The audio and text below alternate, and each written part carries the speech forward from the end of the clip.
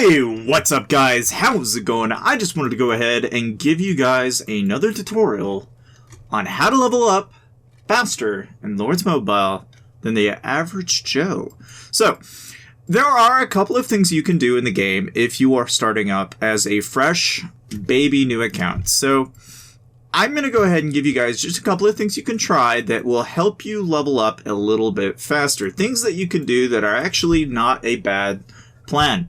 Alright, so first thing to do, when you are actually starting the game and you've gotten through the tutorial, alright, first thing you're going to end up doing, and this is probably the first thing that's going to come up, is that it is going to ask you to do all of the chapters. It's going to start you into the chapters. I recommend going through and making sure every single day you are using all of your STA on those chapters, making sure that not only are you trying to push ahead, but you're trying to get as far as ahead as you can in the chapters, because when you are starting out in this game, most of your XP as well as your heroes are going to be getting leveled up through there. And if you want to get a little bit of faster XP, you're going to want to go after that as often as you possibly can.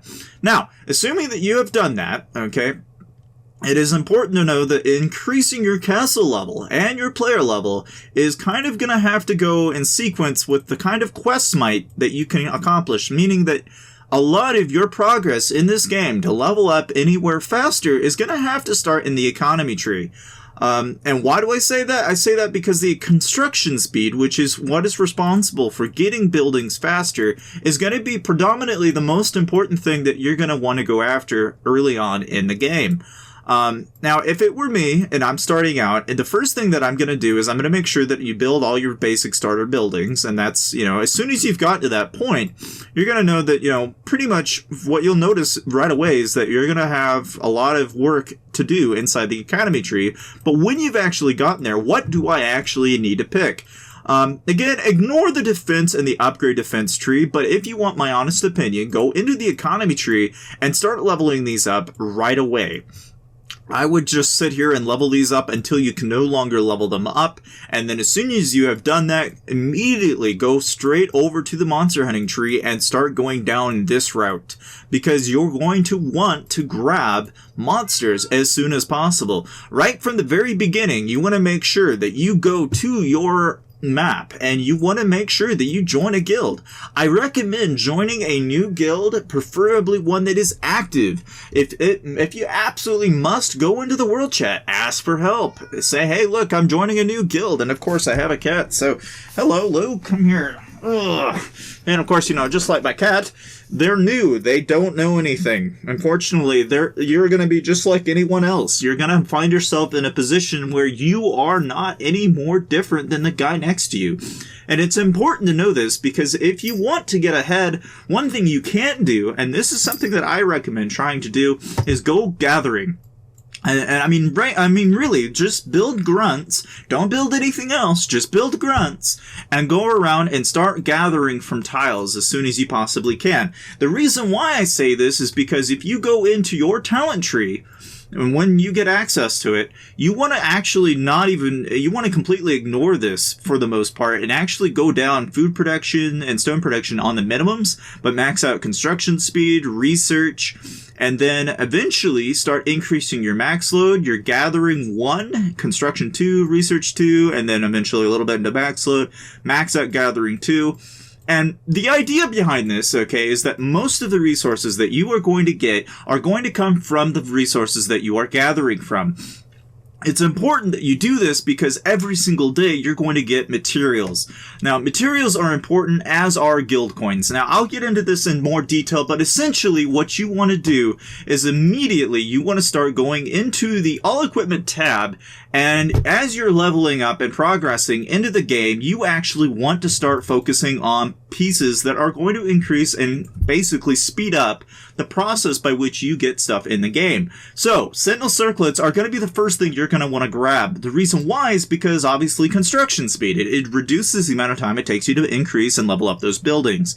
And you want that as quick as possible. Now, between getting Sentinel Circlets and getting what is known as a, let me actually see if we can find them real quick. Aha, so here the Lunar Flutes.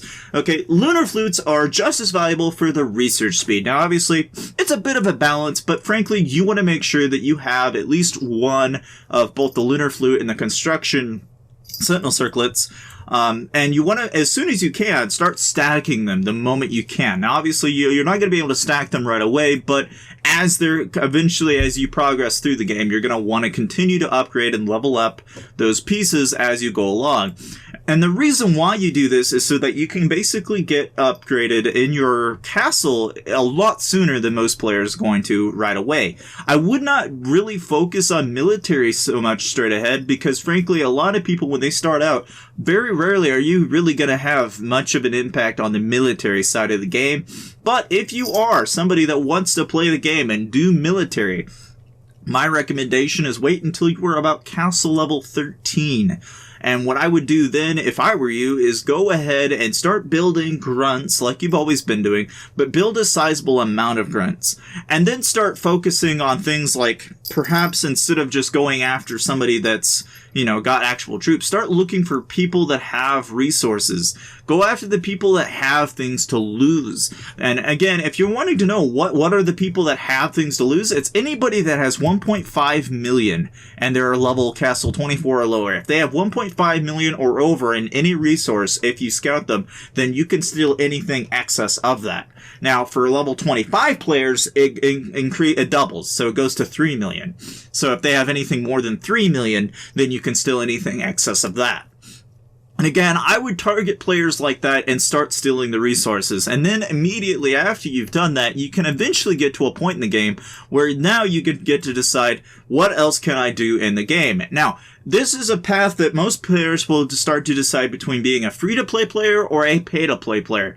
Ultimately, what I would do if I were you is make sure that you have your idea in motion. If you want to build up as quick as possible, then I recommend buying a $100 pack to get access to the gift feature.